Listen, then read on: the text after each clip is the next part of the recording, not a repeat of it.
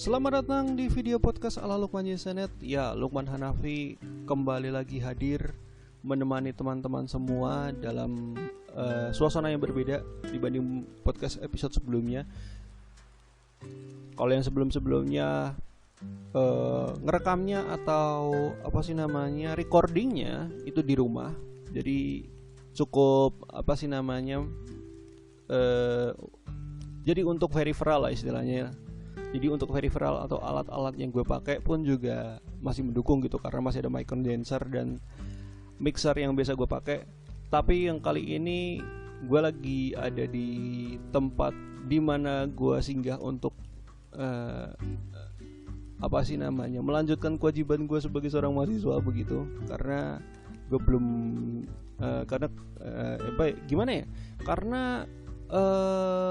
studi gue belum selesai, jadi gue perlu menyelesaikan semuanya.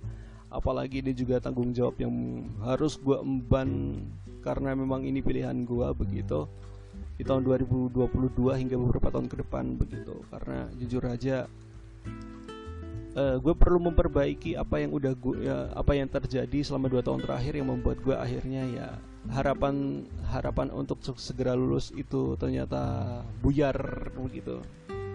Emang pandemik kacau sih, emang mengacaukan segala urusan saya ya.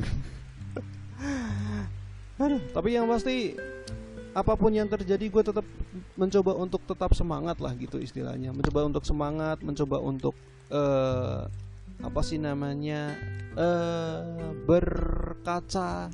berkaca pada diri sendiri dan mencoba merefleksikan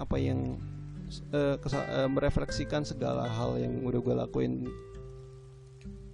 kemarin. Bukan merefleksikan mencoba untuk melihat kembali apa yang udah gue lakuin dan ini kesalahannya di mana dan apa yang perlu gue perbaiki begitu. Dan ya, sekarang gue ada di Solo, lebih tepatnya adalah di kosan gue. Jadi ini pertama kalinya gue bikin podcast di kosan gue, jujur aja nih ya. Karena selama ini 10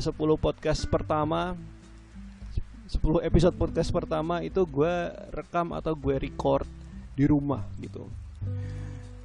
Dan ini pertama kalinya gue di kosan gitu. Ya, bukan suatu hal yang istimewa, tapi entah kenapa kayak ada rasa-rasa yang cukup agak gimana gitu lah ya.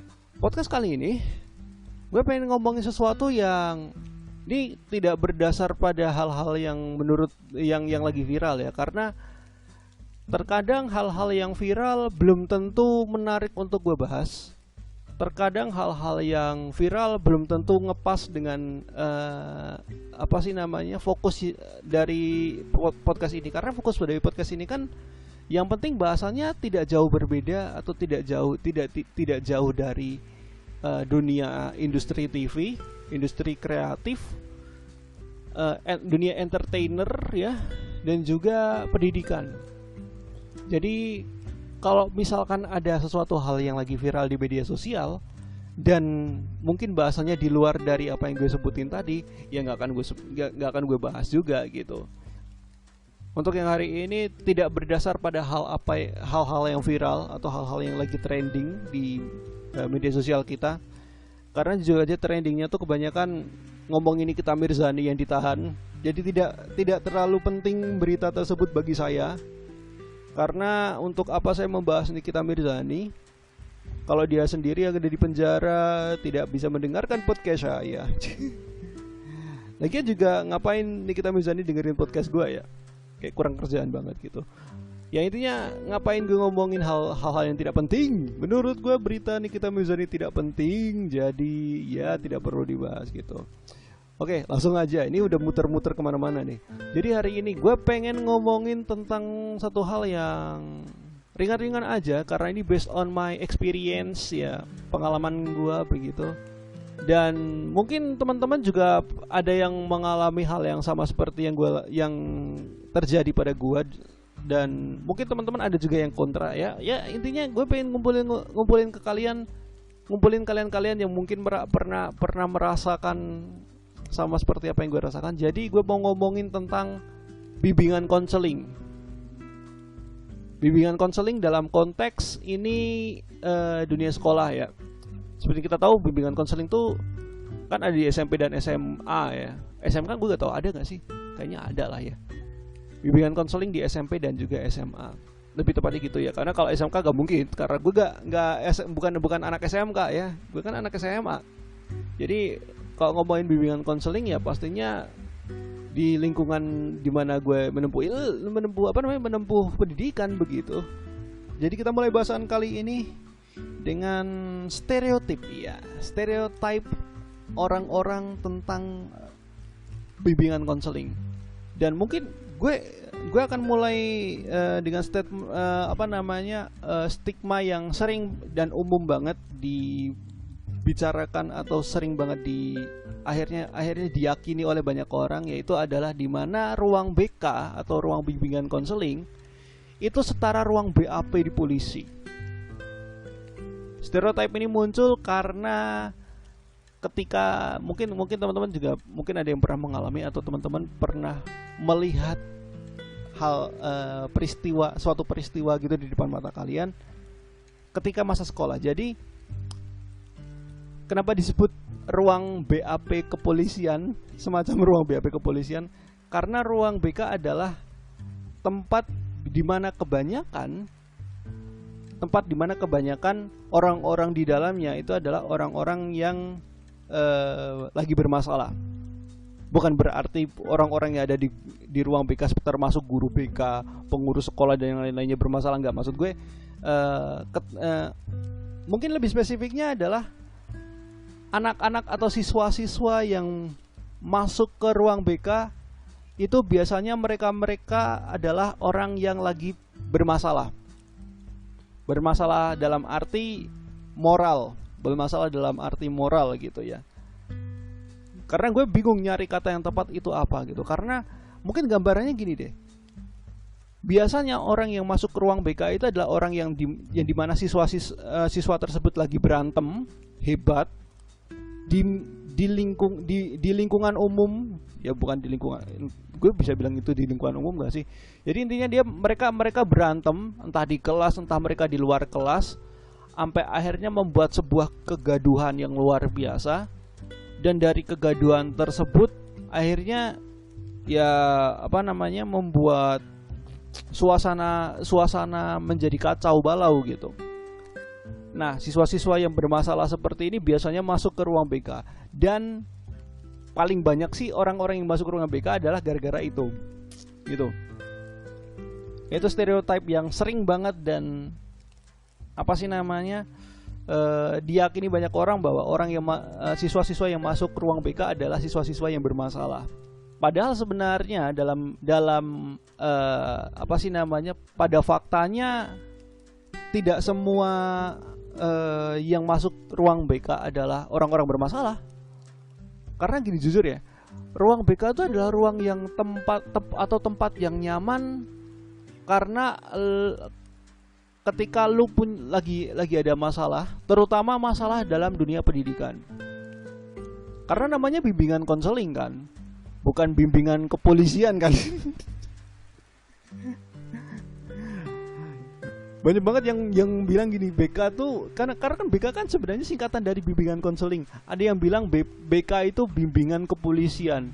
Bahkan ada yang nyebut bukan BK sih, tapi lebih seringnya nyebutnya adalah BP, bimbingan polisi, anjing. Siapa sih yang ngasih, yang kepikiran singkatan kayak gitu, siapa coba? Bimbingan konseling jadi bimbingan kepolisian, bangsat. Mentang-mentang kayak ruang BAP terus kayak bimbingan kepolisian lah, anjing. Aneh bener dah. Nah, kalau ngomongin soal bimbingan konseling di SMP maupun SMA, entah kenapa gue ngerasa bimbingan konseling di SMP dan bimbingan konseling di SMA itu 180 derajat berbeda. Ataupun SMP ke SMK itu beda banget. Tapi entah untuk yang SMK apakah bimbingan konseling itu vibe-nya sama atau beda. Tapi selama gue menempuh pendidikan SMP dan SMA ya, bimbingan konseling itu berbeda, Pak. 180 derajat bertolak belakang. SMP bimbingan konseling itu ya semacam sesuatu sesuatu yang horor atau sesuatu yang mengerikan atau sesuatu yang menakutkan bagi bagi kita masyarakat SMP yang orang-orang yang masih SMP. Tapi kalau di SMA 180 derajat berbeda. Malah kebalikannya. Yang tadinya kita anggap itu tempat menakutkan, tempat mengerikan, ternyata itu tempat yang sangat-sangat membantu, tempat yang enjoyable, dan tempat yang menyenangkan. Nah, ini kalau ngomongin soal ruang BK yang di SMA ini sebagian nggak seperti apa yang gue sampaikan tadi ya. Pasti ada juga beberapa orang yang juga tetap menganggap ruang BK adalah sama seperti ruang BK di SMA itu sama seperti ruang BK di SMP gitu, kayak tetap kayak ruang BAP gitu. Cuma bagi gua sendiri ruang BK di SMA itu lebih friendly dibanding ruang BK yang ada di SMP. Entah kenapa gue ngerasa kayak gitu. Jadi ya udah, gue mungkin cerita pengalaman gue masuk tentang antara gue dengan ruang BK dan juga guru bimbingan konseling ya.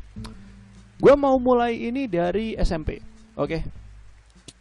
Gue mau mulai dari SMP. Saat itu 2013 ya. 2013 gue masuk SMP, sebuah SMP yang cukup ternama, di mana salah satu gurunya cukup terkenal karena salah satu guru di SMP tersebut pernah jadi bintang tamunya Kick Andy yang terkenal dengan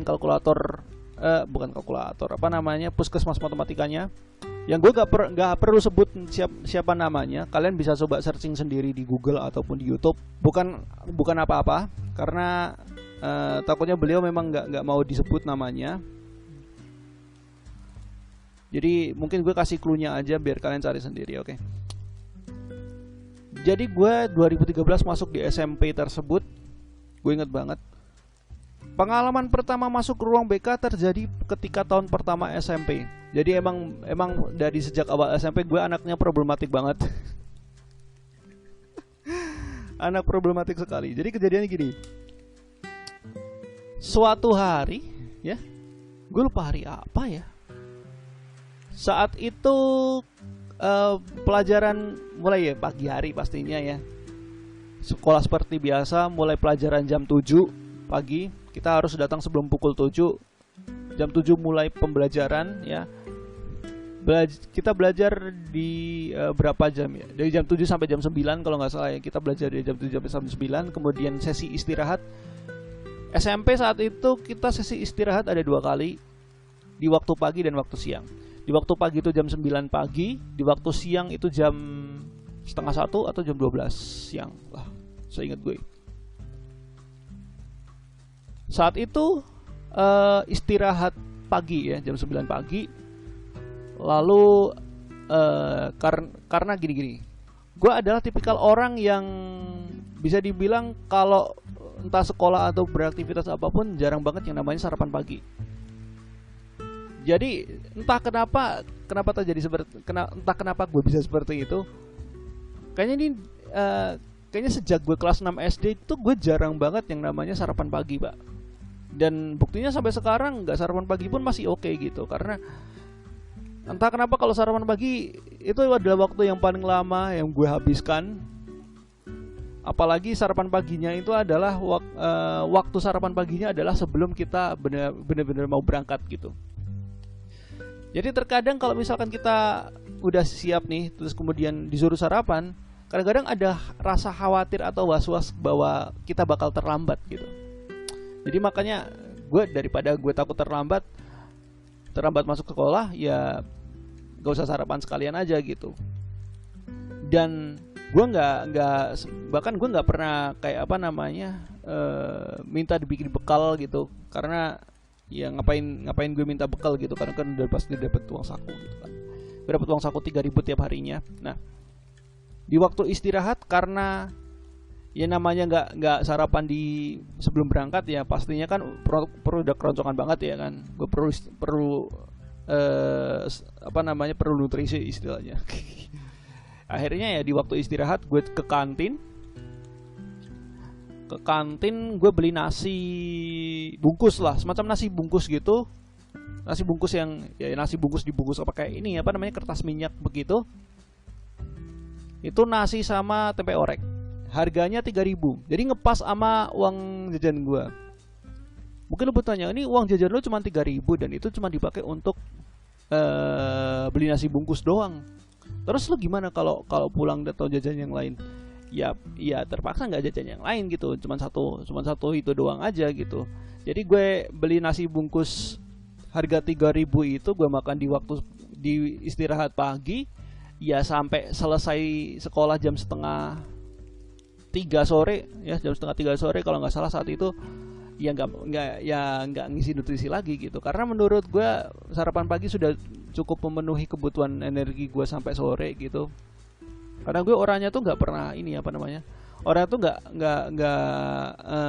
kalau ngomongin soal makan ya gue secukupnya aja udah cukup gitu. Jadi gitu. Kembali lagi ke tadi. Jadi waktu istirahat gue ke kantin beli nasi bungkus harga 3.000 yang isinya cuma nasi sama tempe orek. Ya lumayan lah gitu kan. Dan gak mungkin gue makan di kantin karena saat itu kantin tuh ramai banget. Bayangkan aja, di SMP itu setiap rombel atau setiap rombongan belajar itu ada 7 kelas. Dari kelas itu ada kelas 71, 72, 73, 74. Kalau zaman gue bukan 71, 73 ya. Dulu tuh bukan kayak 71, 72, 73, 74 gitu, enggak. Tapi kalau dulu ada 7 prestasi 1, 7 prestasi 2, 7 unggulan 1, 7 unggulan 2 kayak gitu. Kalau zaman gue dulu. Tapi kayaknya sekarang udah enggak kayak gitu lagi. Tapi setidaknya zaman gue kayak gitu.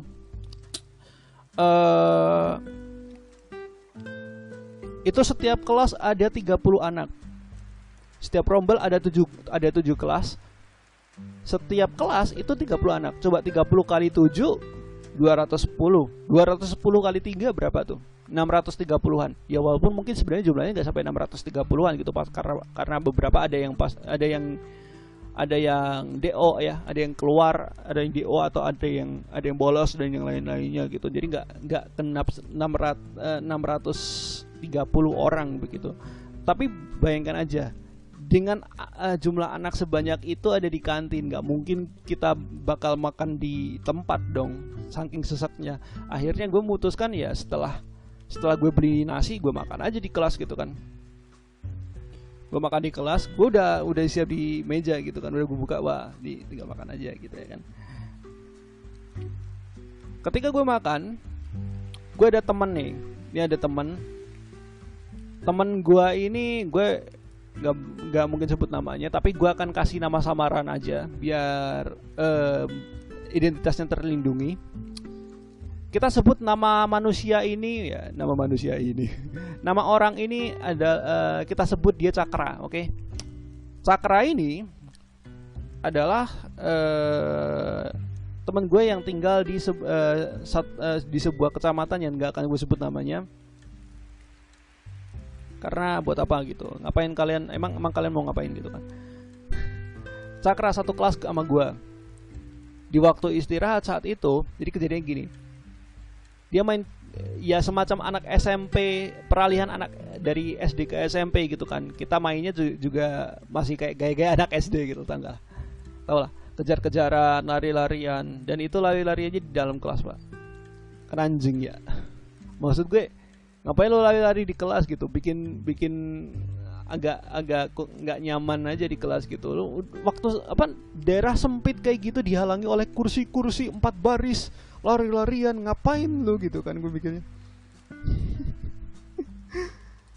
Lari-larian, dan ini salah satu yang menarik nih. Jadi si Cakra ini main kayak kejar-kejaran sama temennya cewek, kalau nggak salah temen cewek. Biasanya kan kalau misalkan kejar-kejaran, kalau misalkan lu mau kena temen lu itu kan kadang-kadang nyentuh pundak atau kadang-kadang ya biasa sih nyentuh pundak ya, kayak kalau misalkan udah deket banget terus lu ngerai lu nyentuh pundak orang yang lu kejar, lu langsung bilang kena gitu ya kan.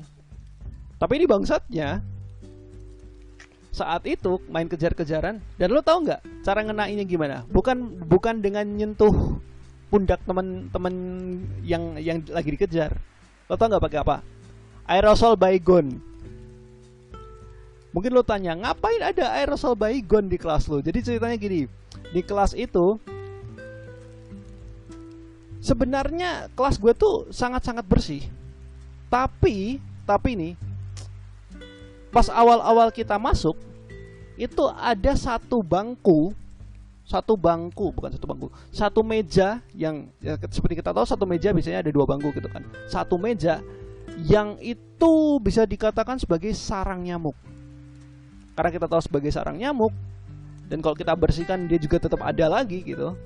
Entah dan ini salah satu yang membingungkan, kok bisa gitu. Kita udah bersihin kok dia muncul lagi gitu ya kan. Akhirnya kelas secara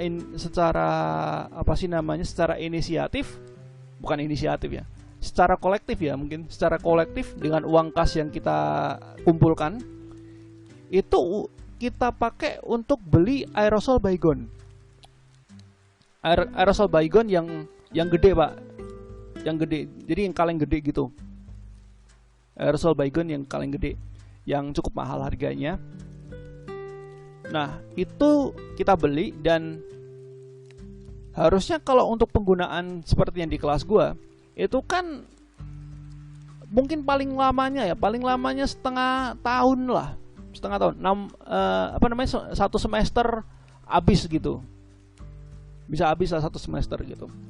Tapi lo tau nggak yang terjadi bagaimana? Si Baygon aerosol itu habis dalam waktu, lo tau nggak berapa? 2 bulan sekali. 2 bulan sekali, bayangkan. Uang kas kita berkurang cukup drastis hanya karena hanya untuk membeli aerosol Baygon, Pak. 2 bulan sekali, Pak. Jadi Baygon aerosol itu habis bukan buat nyemprot sarang nyamuk, tapi malah dipakai buat main kejar-kejaran, buat ngenain temen kita, kan anjing. Tolol emang. Gue nggak kepikiran pada saat itu ya, tapi kalau misalkan gue dengan pemikiran gue yang seperti sekarang ini, gue langsung mungkin mikirnya kelas gue emang tolol gitu. Ngapain main kejar-kejaran pakai aerosol, buang-buang duit kas aja. Balik lagi ke kejadian. Jadi mereka kejar-kejaran gitu, Cakra dan si teman yang cewek ini main kejar-kejaran. Ketika kejar-kejaran dia kan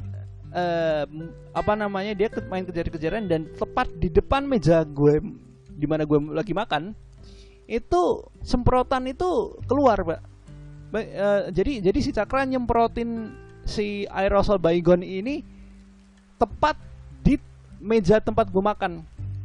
Yang secara otomatis seperti yang kita tahu, ketika aerosol itu keluar tepat di depan gue, pastikan partikel aerosol itu akan jatuh ke bawah gitu kan. Zat-zat aerosol kecil tersebut ya secara otomatis pasti nempel di makanan gue dong. Saat itu gue langsung kesel, langsung dalam pikiran gue, anjing ngapain lu main aerosol kayak gini.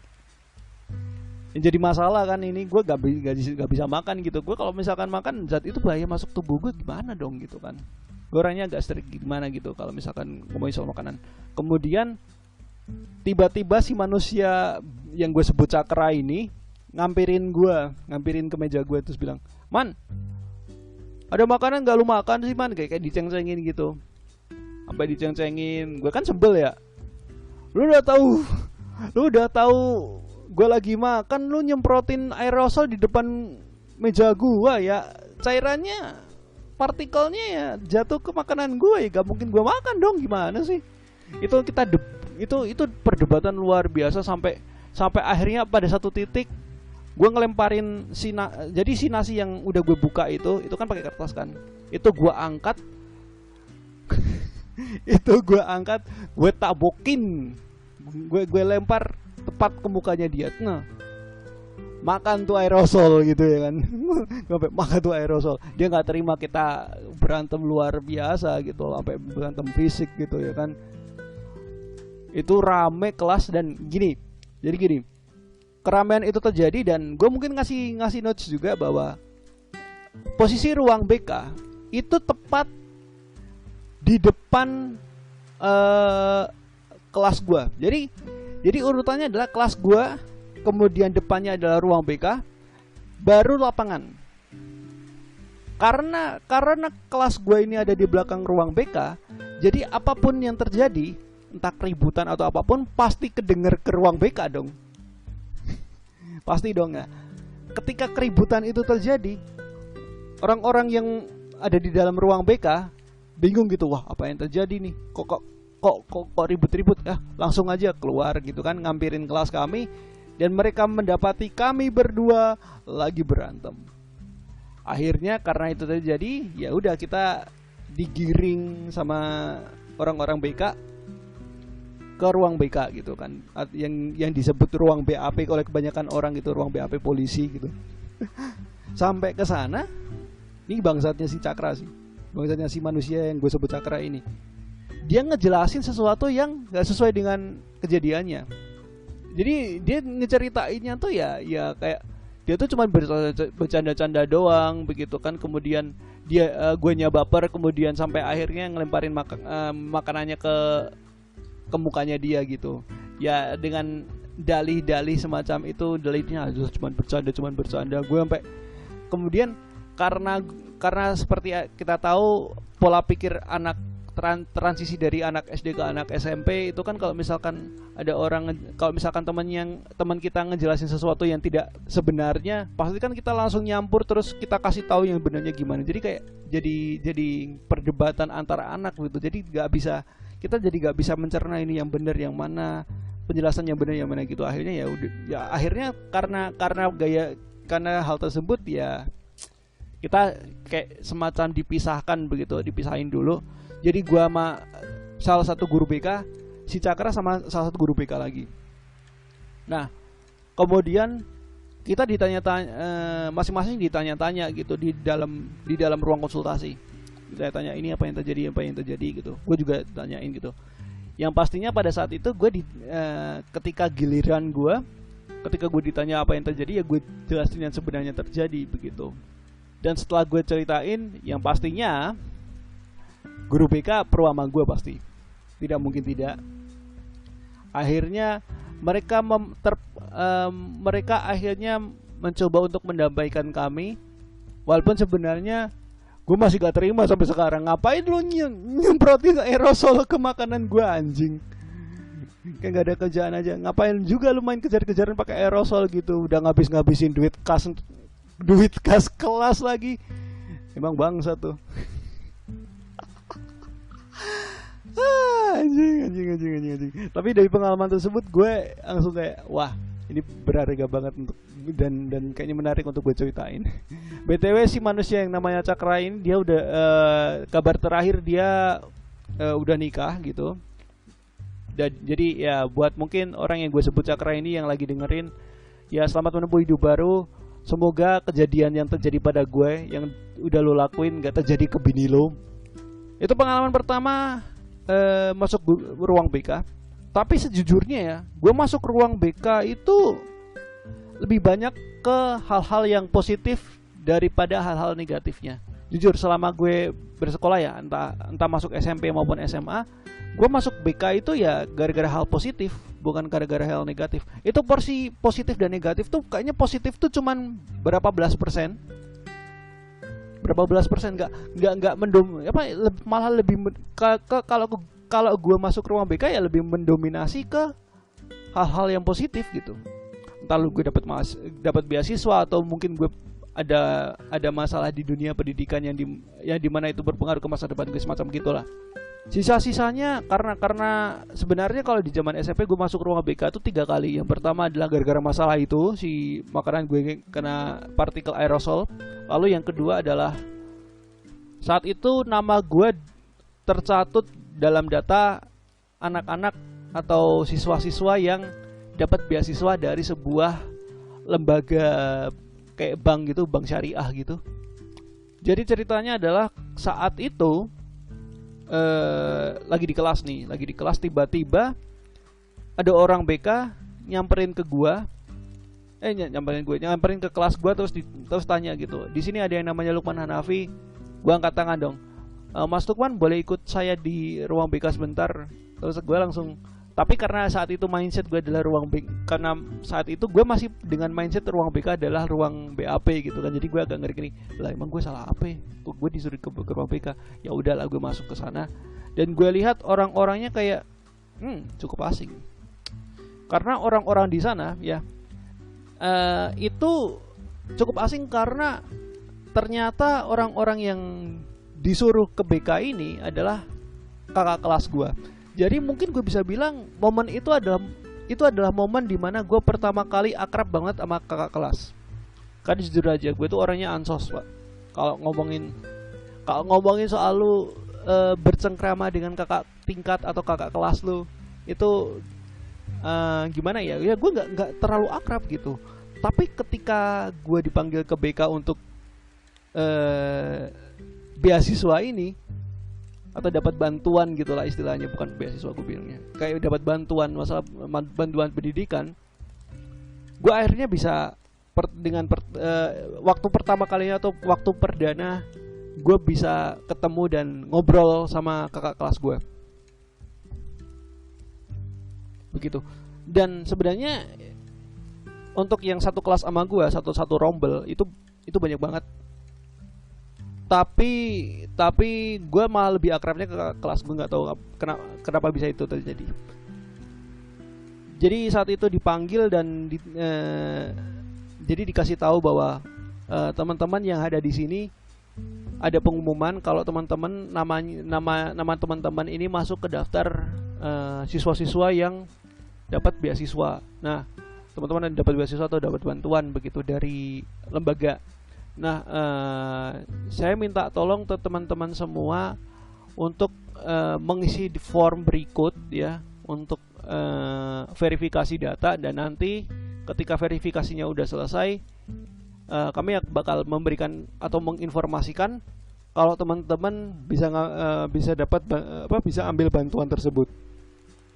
Dan sejak itulah perasaan gue mindset gue terhadap ruang BP sebagai sebuah tempat BAP itu mulai menurun sedikit demi sedikit. Tapi walaupun sebenarnya mindset ruang BP sebagai BAP itu masih ada tetap, tapi setidaknya kadarnya tuh mulai menurun dikit-dikit gitu. Itu pengalaman kedua, jadi gara-gara beasiswa. Nah, pengalaman ketiga ini, pengalaman ketiga ini mungkin apa ya? Kalau pengalaman ketiga ini mungkin lebih ke permasalahan juga pasti ya. Permasalahan lagi, yaitu adalah di mana mungkin gue udah pernah cerita di video atau pernah di sesi apalah, gue bingung, gue kelupaan masalahnya. Bahwa di SMP gue pernah ngerusak fasilitas sekolah. Wah, Lukman Hanafi perusak fasilitas sekolah. Ya betul. Jadi buat teman-teman yang mungkin malas nyari video gue yang ngomongin tentang hal ini, gue mau ngasih tahu kalau zaman gue SMP dulu, tepatnya di tahun kedua gue masuk SMP, kelas 8 lah ya, gue pernah ngerusak fasilitas sekolah.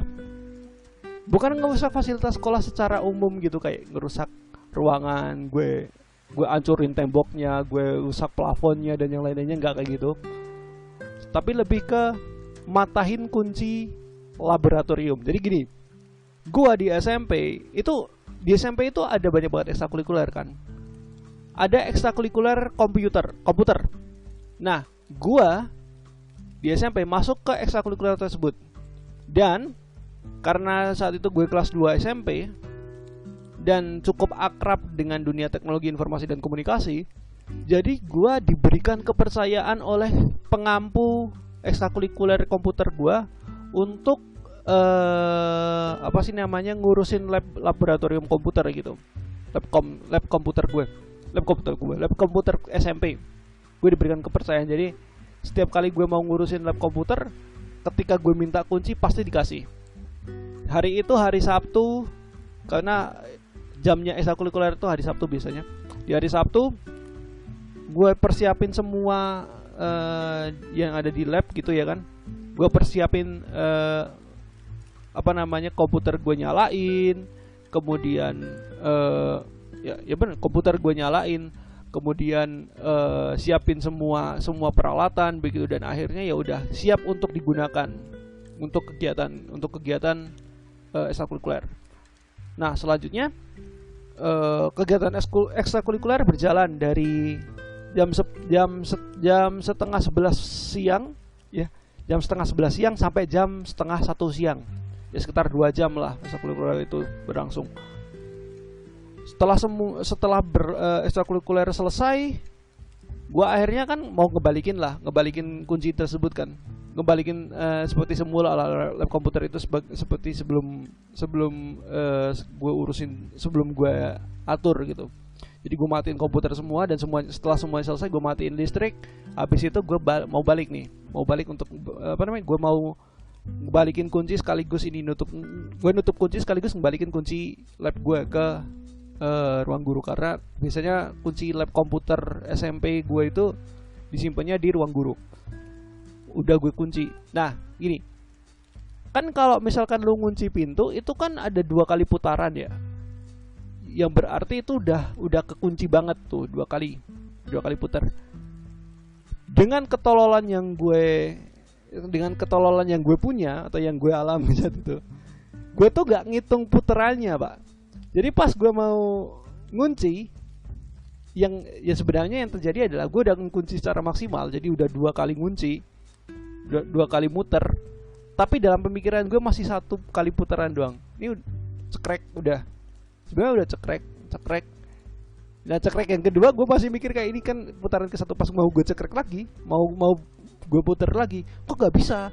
Akhirnya gue coba paksain, akhirnya patah, kuncinya patah gitu. Dan gue takut dong pastinya, gue takut gitu, karena apalagi ketakutan gue bertambah karena di SMP tersebut ketika ada seseorang, entah siswa siapapun itu yang bermasalah dengan pihak sekolah, itu ada satu guru yang dia mungkin gak ada hubungannya dengan humas atau kesiswaan atau apapun. Itu kalau misalkan ngelihat anak dihukum, pasti dia ikutan marah pak. Dan marahnya tuh gak ngotak pak. Bener pak. Gue gak perlu sebut siapa orang tersebut yang marahin, yang suka marah-marah itu, karena ya tidak penting sebenarnya, tidak penting untuk mengetahui namanya siapa. Jadi orang ini ada gitu. Jadi si guru ini selalu ada gitu ketika anak sedang ada kasus begitu istilahnya. Karena gue lagi takut, wah ini gimana nih. Akhirnya gue terpaksa turun dan mengembalikan kunci yang patah tersebut ke ruang guru. Dan dalam keadaan tersebut, untungnya di ruang guru tersebut tidak ada orang sama sekali, jadi gue bisa ngebalikin kuncinya. Ya sebenarnya ada sempat ketika gue mau keluar, abis gue ngeletakin kuncinya, ada guru masuk gitu. Mas Lukman, iya. Ya Mas Lukman, ngapain? Balikin kunci bu. Oh ya udah gitu kan, terus gue langsung balik gitu.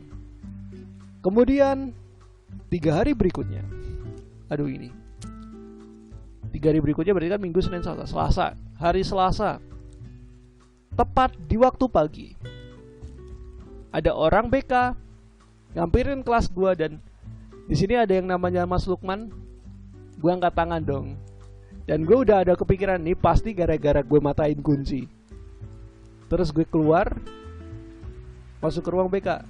Gue ditanyain tuh, kok bisa kunci ruang labcom bisa patah, gimana ceritanya? Gue ceritain sepanjang lebar gitu ya kan. Tapi untungnya orang BK tahu dan paham gitulah ya.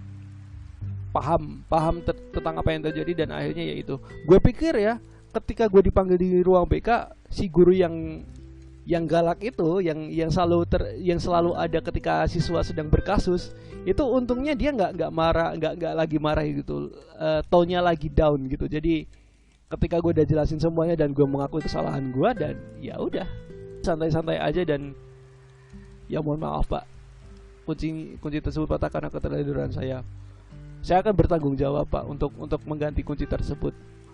Jadi dengan inisiatif sebenarnya, dengan pemikiran bahwa gue bakal membuat kunci duplikat ya, kunci duplikat untuk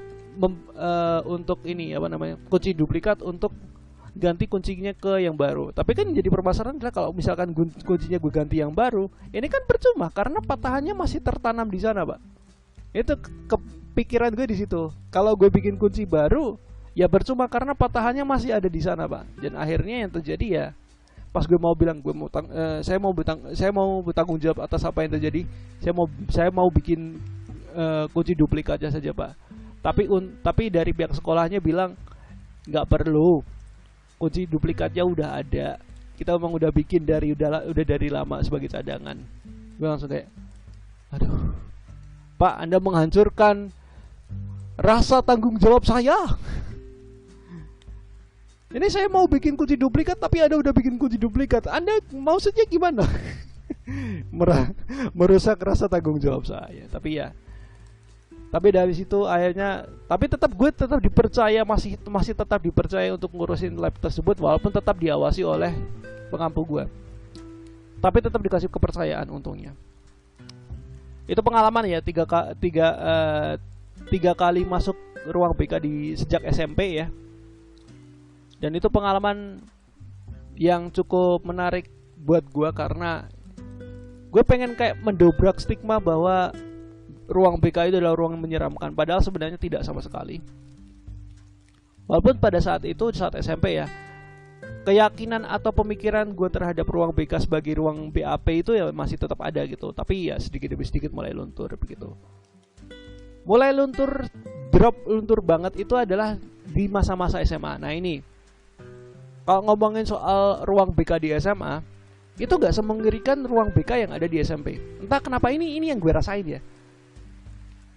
Yang masuk ruang BP atau ruang BK SMA itu yang siswa bermasalah itu kayaknya porsinya dikit banget. Walaupun sebenarnya pernah gue ngelihat atau sempat ngelihat teman gue berkasus sampai akhirnya masuk ke ruang BK. Jadi gini, gue punya teman cewek sekelas sama gue kelas 10-7 saat itu, 10-7. Di 10-7 gue punya teman cewek, dia berantem. Jadi kejadiannya dia berantem di luar kelas ya pastinya. Di luar kelas, jadi di luar kelas sama teman gua lagi. Nah, ini dia teman gua satu SMP. Tapi bedanya dia kita beda kelas sih, tapi kita beda kelas. Jadi teman gua yang satu SMP dan teman gua yang satu kelas di 10-7 berantem, Pak. Berantem, dan berantemnya ini di depan kelas gitu kan. Jadi di depan kelas kayak rentetan gitu. Jadi kelas 10-7 itu ada apa sih namanya, kayak satu bangunan gitu, kayak satu bangunan atau gimana ya gue nyebutnya ya. Jadi ada kelas 10-6, 10-7, 10-8 nah kayak gitu. Kayak apa sih, kelompokan gitu. Dalam satu gedung itu ada 3 kelas. Dari satu bangunan ada 3 kelas lah. Ada kelas 10-6, 10-7, dan 10-8. Nah, dua cewek ini berantem di depan kelas kami pastinya. Di depan kelas 10-6 atau kelas 10-8. Saat itu kan gue nggak ngikutin apa yang terjadi ya. Karena saat itu gue lagi ngebantu ngebenerin laptop teman gue.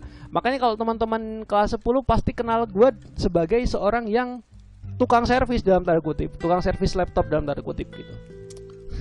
Karena gue nggak tahu, ya gue masih ngefokusin ngurusin ini dan ngurusin servisan apa namanya, bukan ngurusin servisan, ngurusin laptop teman gue. Setelah semuanya kelar ya udah, karena gue penasaran, gue coba ngintip ke depan jendela dan tepat di hadapan mata gue 2 orang ini berantem.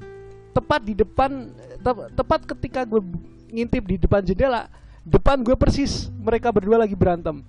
Dan lo tau nggak, ketika mereka berantem, suasananya anak-anak yang ada di dalam kelas pada kayak berisik gitu, we gitu, kayak ngelihat ini apa, kayak ngelihat pertandingan UFC gitu. Kayak ngelihat pertandingan tinju gitu. Mereka berantem, itu gaduh banget. Dan ini kembali lagi, ruang BK tuh posisinya nggak jauh dari kelas gua. Jadi ketika kericuan atau keributan itu terjadi, ruang BK pasti denger dong, pasti denger dong. Wah, ini apa yang terjadi? Akhirnya orang-orang dari ruang BK keluar dan ngegiring itu anak yang berantem itu. Dan ketika mereka digiring ke ruang BK, itu itu suara sorakan tetap ada dan itu meriah banget. Itu salah satu yang gue kangenin di zaman SMA sih. Bisa melihat orang berantem serasa kayak nonton UFC, bener. Serasa nonton UFC, serasa nonton ini apa namanya, serasa nonton MMA kan. Rame banget gitu di lapangan atau apa namanya di sekitar ring tinju atau di sekitar ring MMA gitu. Digiring masuk ke ruang PK. Gue nggak tahu sih kelanjutannya bagaimana, tapi yang pasti mereka berdua dihukum. Tapi gue nggak tahu hukuman mereka bagaimana. Ngomongin soal ruang PK, gue dan ruang PK di zaman SMA, nggak pernah sedikit pun permasalahan kayak berantem dan yang lain-lainnya terjadi pada gue dan akhirnya membuat gue masuk ke ruang PK. Malah kebanyakan ruang PK gue jadikan tempat untuk konsultasi. Jadi gini, mungkin gue pengen jadi mungkin pernah gue ceritain di video YouTube gue ngomongin soal masa SMA yang berharga, tapi bukan di film ya. Gue bikin kayak semacam vlog dari live percobaan. Itu ada potongannya, lu bisa nonton aja di channel gue di Lukman Encyclopedia.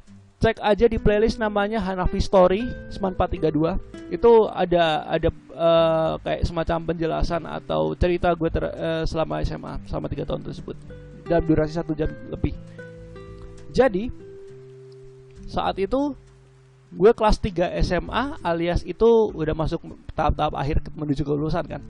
Kejadian gue mulai sering konsultasi ke ruang BK itu adalah ketika saat itu lagi ada SNMPTN kan, lagi gencar apa namanya, lagi seleksi SNMPTN dimulai.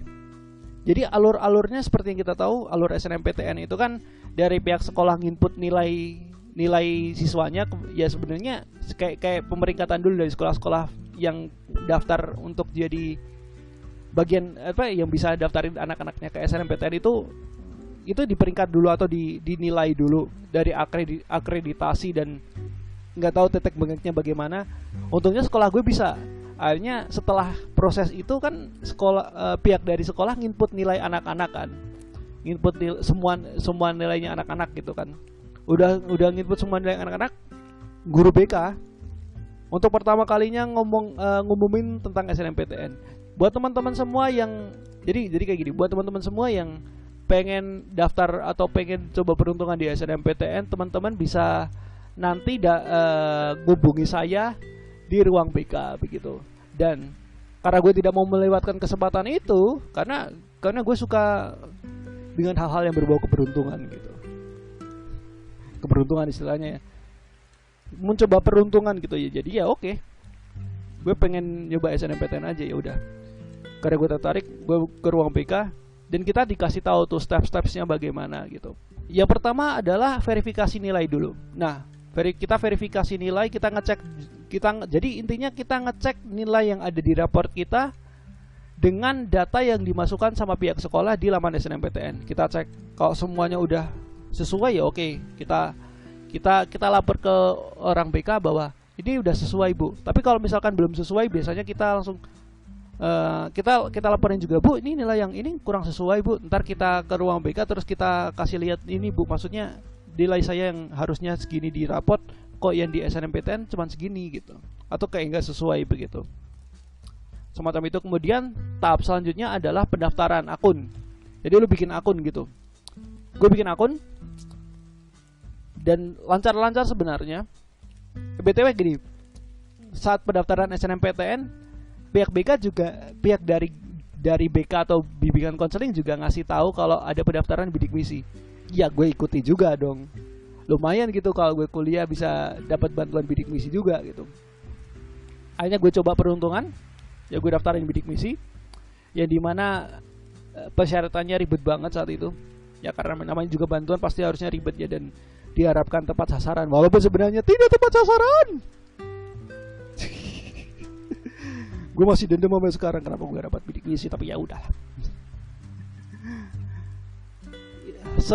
Kemudian, semuanya sebenarnya serba lancar gitu. Nah, yang membuat gue akhirnya cukup rutin konsultasi ke ruang BK adalah ketika pemilihan prodi. Nah ini nih, ketika milih prodi. Jadi ketika lu daftar SNMPTN, ada sesi di mana lu mesti milih prodi pilihan lu. Nah, jadi entah ini ada turun menurun atau bagaimana, perkataan entah turun temurun atau bagaimana istilahnya. bahwa kalau lu mau, karena di situ kan ada 3 pilihan prodi ya kan.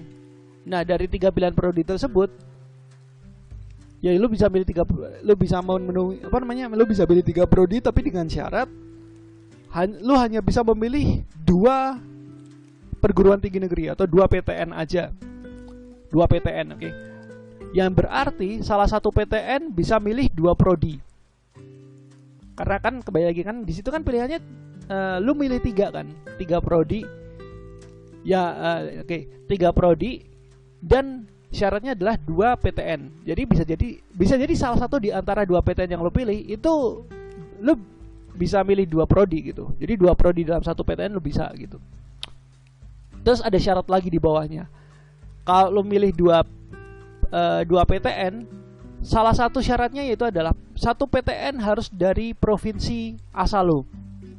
Gue nggak tahu apakah ini memang ada peraturan tersebut atau bagaimana. Karena jujur aja, pas awal-awal gue pengen daftar SNMPTN, karena kan gue seni nih, dan gue kan milihnya seni. Kalau misalkan nggak ada syarat satu provinsi, harus satu provinsi, salah satu PTN itu harus satu provinsi, mungkin gue udah milih isi Jogja sama Unpad, Universitas Pajajaran. Cuma karena ada syarat tersebut, jadi ya oke lah, gue berarti milih yang terdekat aja. Gue milih isi Jogja sama isi Solo dengan prodi yang sama. Prodi yang sama itu adalah TV dan film.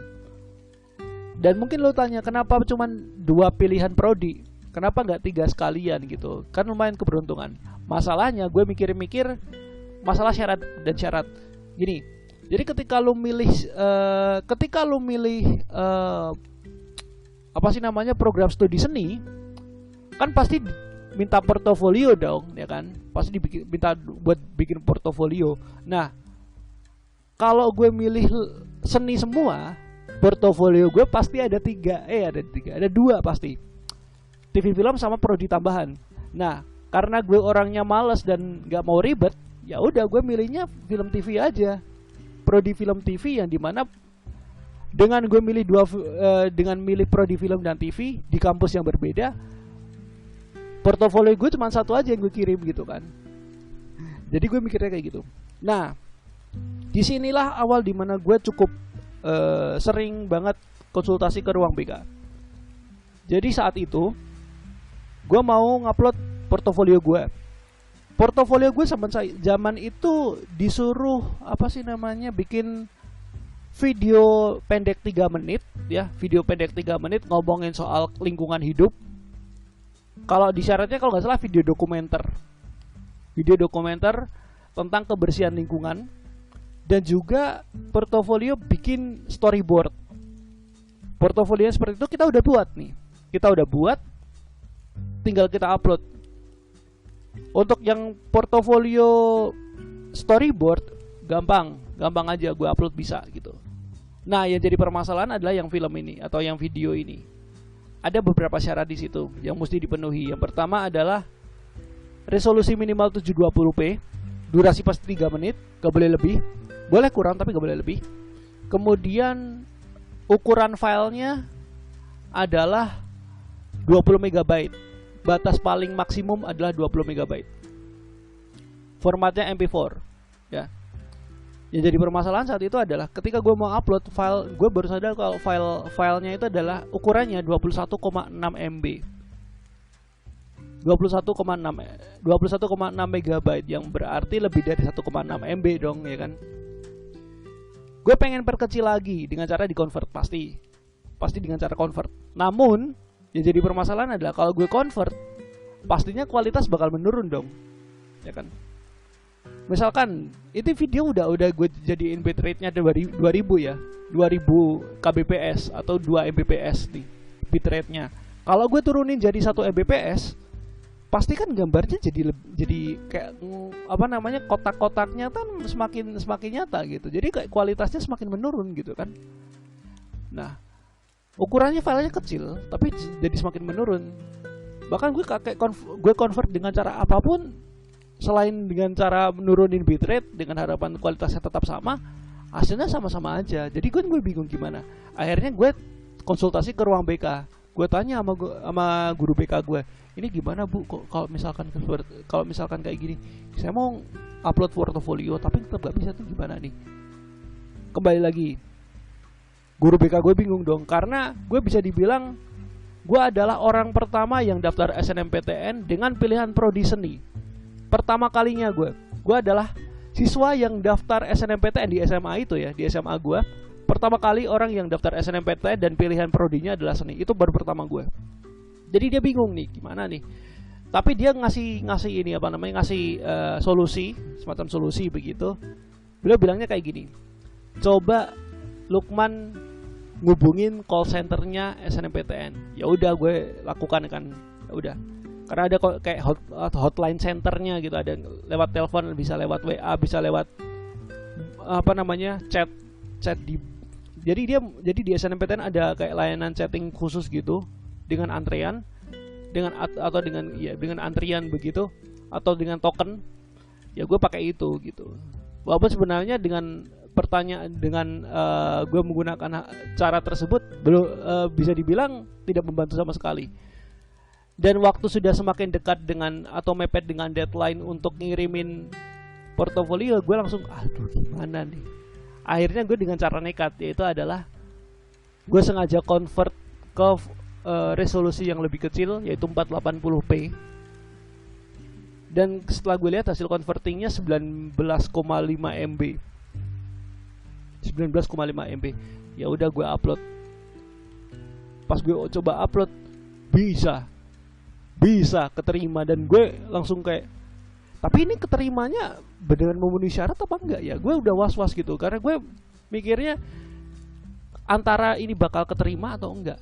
Nah, untuk mengantisipasi hal tersebut, akhirnya gue bikin plan kan. Gue bikin plan A, plan B, plan C gitu kan. Ketika plan A ini enggak tercapai, ya gue masih ada plan B dan plan C gitu.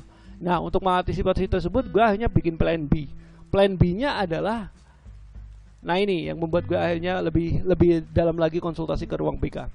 Jadi gue ke ruang BK, gue tanya sama guru BK gue, Bu, ini kan saya daftar SNMPTN dan udah saya penuhi semua ya kan. Tapi saya masih was-was gitu masalah portofolio kemarin. Saya udah coba upload dengan syarat, tapi ada beberapa persyaratan yang gak memenuhi. Tapi tetap bisa, tapi terkirim. Jadi saya agak takut nih kalau misalkan saya nggak keterima gitu di SNMPTN. Terus kira-kira saya sebenarnya ada rencana untuk bikin plan B, yaitu adalah coba nyari PTN lain atau PTS atau PTK gitu kan.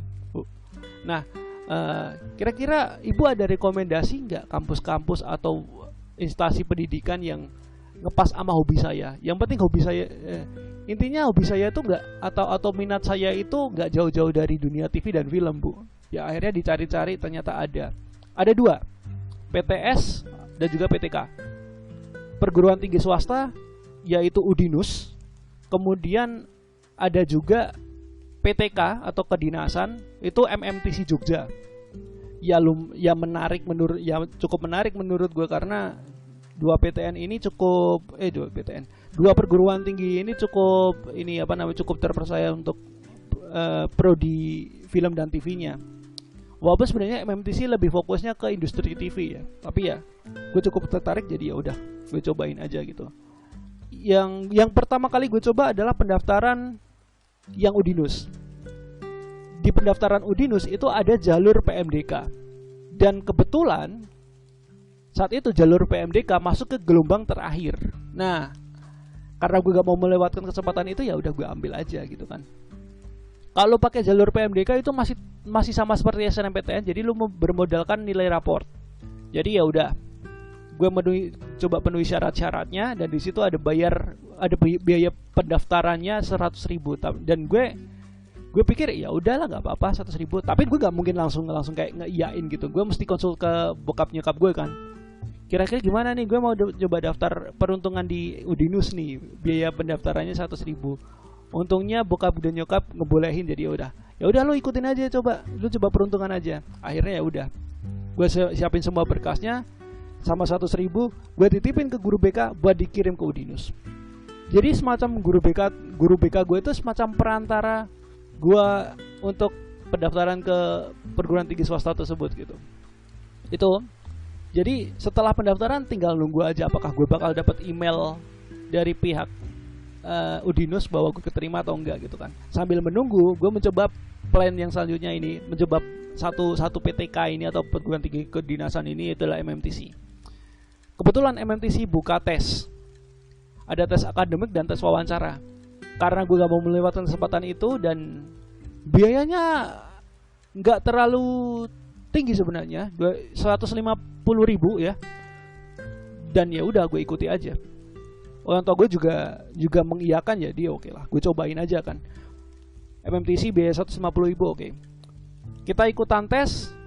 Di situ tesnya ya cuman kayak tes potensi akademik gitu, kayak matematika, bahasa Inggris, Indonesia dan ya semacam begitu. Kita dites seperti itu.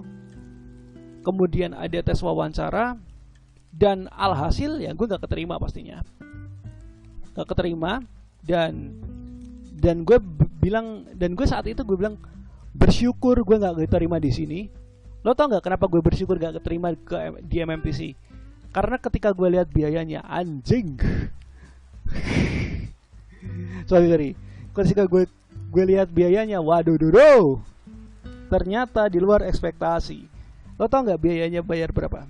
Biaya per semesternya berapa? 15 million, 15 juta, bayangkan.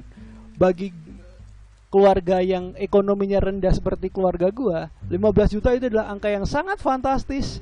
Jadi kami menolak dan kami bersyukur tidak diterima di sana. Kedinasan bayar 15 juta kalah sama PTN pakai UKT.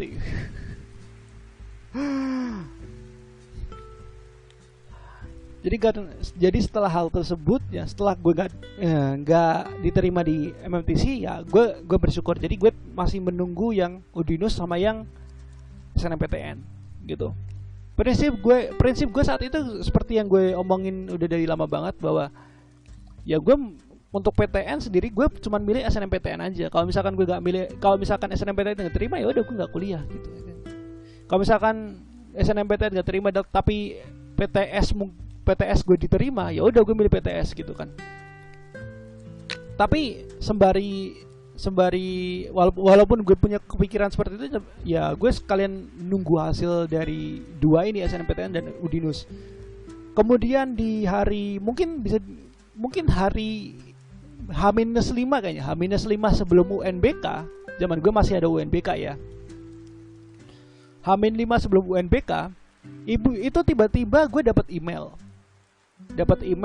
karena gue kan pakai laptop ya kan. Gue kan pakai laptop yang bukan punya gue sebenarnya, itu punya kakak gue, tapi gue diperbolehkan untuk ngebawa laptop kakak gue ini ke sekolah gitu untuk akses informasi dan yang lain-lainnya.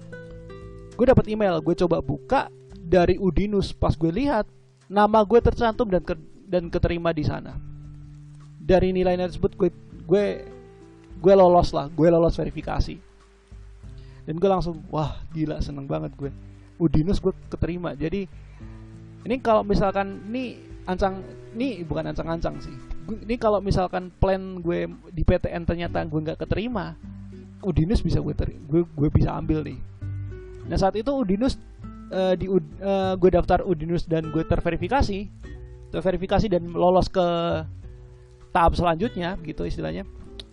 Saat itu SNMPTN belum ada pengumuman, Pak. Jadi mesti nunggu dulu. Setelah UN tepatnya ya, setelah UN pengumuman SNMPTN muncul. Pas gue cek di hari H, ya sebenarnya bukan ya di hari H dan bukan pada saat jam pengumuman itu muncul ya, tapi ya mungkin sekitar 3 jam atau 4 jam setelah jam pengumumannya ditetapkan begitu, atau jam pengumumannya 3 jam setelah jamnya pengumuman itu diumumkan. Gue coba buka, gue cek NIM gue cek itu kan di sini ada tulisan NIM, masukin NIM sama tanggal lahir kan, NIM NISN gue, nomor pendaftaran SNMPTN gue, biasanya ada di kartu tanda peserta SNMPTN, kemudian ada tanggal lahir, gue cek, gue enter, hasilnya hijau. Gue langsung, wah gila, gue SNMPTN diterima, alhamdulillah banget gue saat itu. Akhirnya gue keterima dan gue senang banget saat itu. Walaupun sebenarnya gue diterimanya adalah di pilihan kedua, tapi gue senang banget saat itu.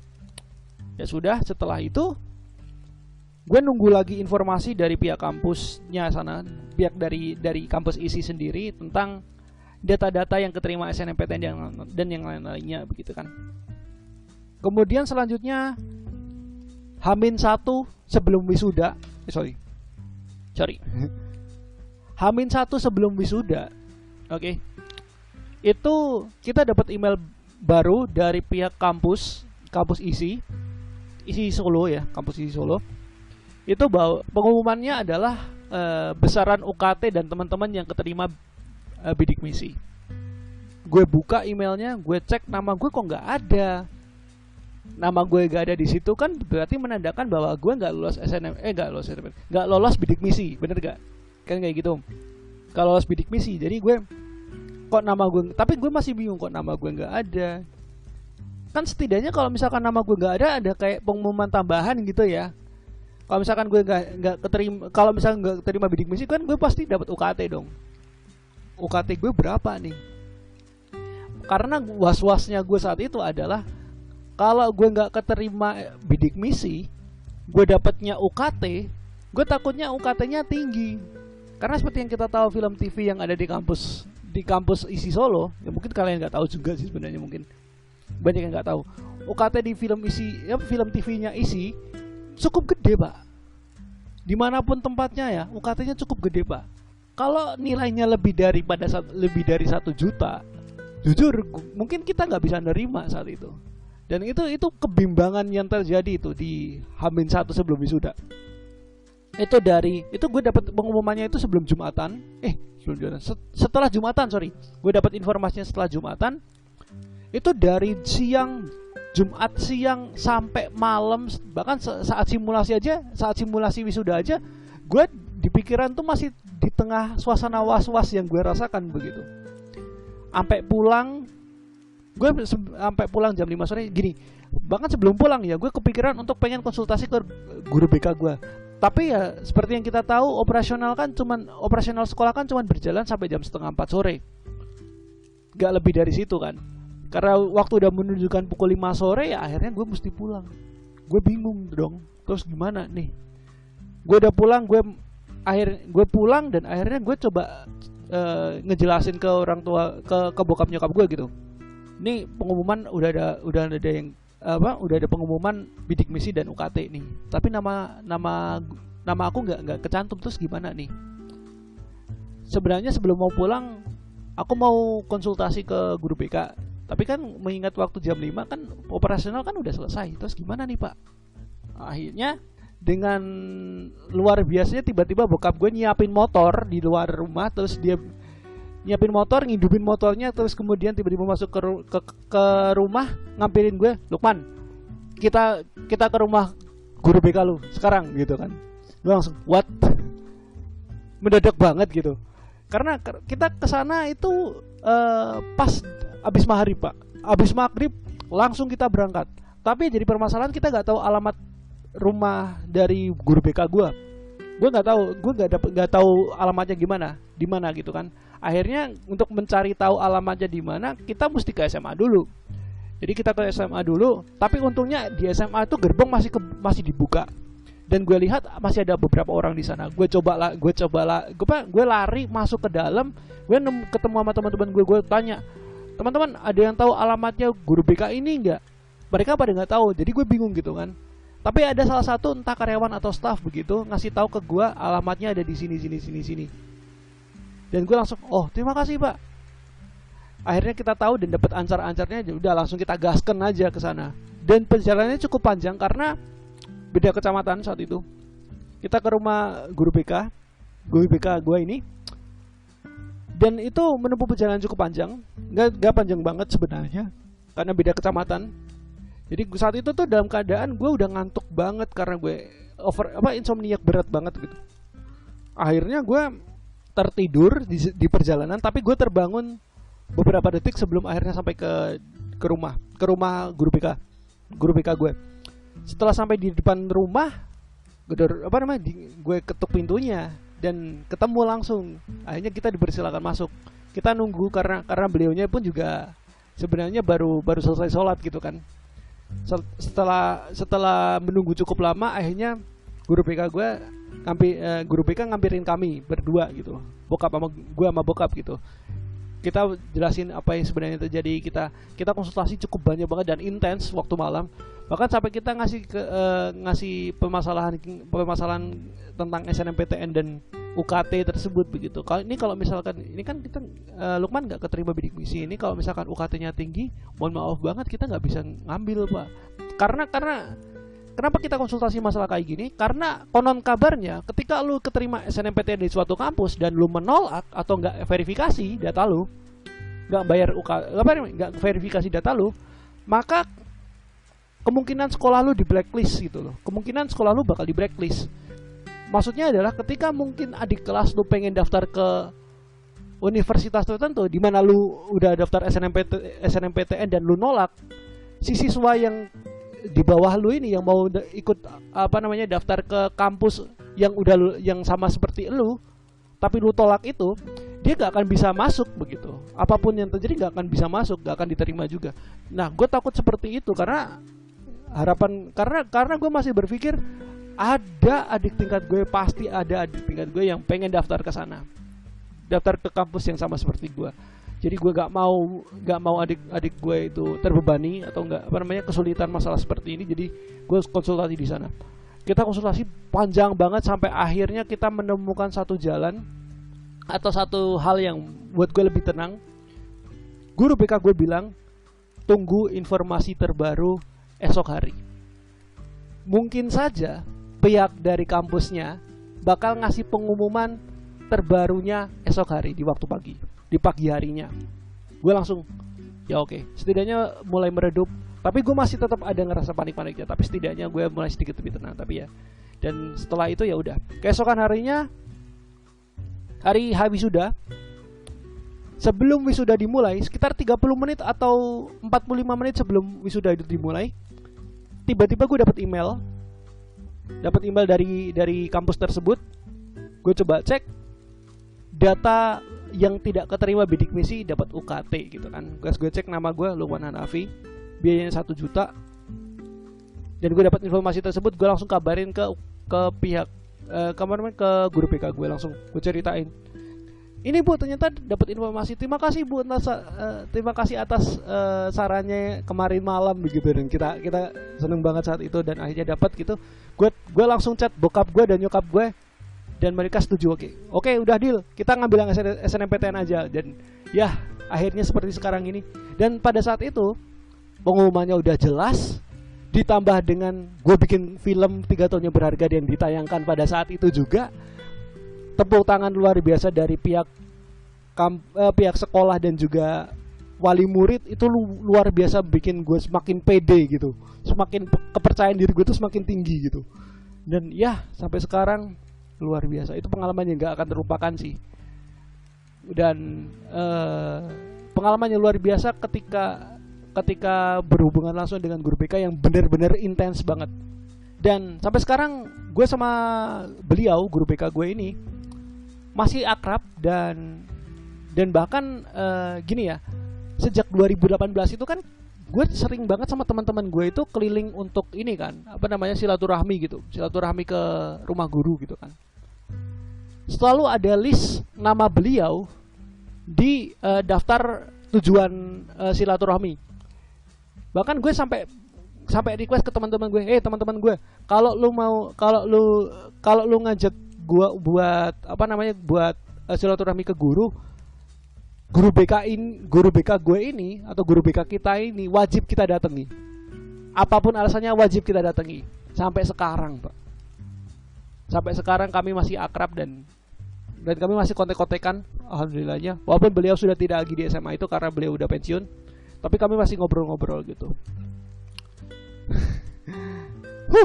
Pengalaman luar biasa sekali pastinya, dan semoga ini menginspirasi teman-teman semua dan juga merubah atau membongkar stereotyping yang sudah tertanam dari sejak lama bahwa BK adalah ruang menyeramkan bagi siswa-siswi SMP maupun SMA gitu. Di recording udah 1,5 jam, tapi entah apakah di editing akan bisa gue pendekin. Gue pengennya bisa pendek, cuma sejam aja gitu. Karena jujur aja tadi agak belibet gitu, agak muter-muter. Tapi ya udah. Jadi itu aja untuk podcast kali ini. Semoga ini ada nilai atau ada value yang bisa lo ambil dari apa yang gue obrolin di podcast ini, dan bisa merubah stigma orang tentang ruang BK dan bimbingan konseling itu sendiri gitu ya. Dan jangan takut dengan ruang BK, jangan takut sama guru BK lo, karena sesungguhnya ruang BK nantinya akan membantu lo dalam apa sih namanya, jenjang karir lu ke depan, jenjang pendidikan lu ke depan, membantu lu dalam menyelesaikan semua permasalahan yang berhubungan dengan pendidikan lu selama lu menempuh pendidikan SMP maupun SMA. Jadi semuanya jadi guru BK sejatinya bakal lu perluin sih, bakal kalian perlukan gitu di masa-masa tertentu gitu. Thank you banget untuk teman-teman semua yang sudah mendengarkan dan sudah merelakan waktu yang cukup lama untuk mendengarkan cerita gue. Kita akan ketemu lagi di podcast selanjutnya dengan bahasan yang lebih menarik lagi. Jadi terima kasih teman-teman yang sudah mendengarkan. Sampai jumpa di video podcast episode berikutnya. And as always, stay creative and stay positive thinking. Sampai jumpa.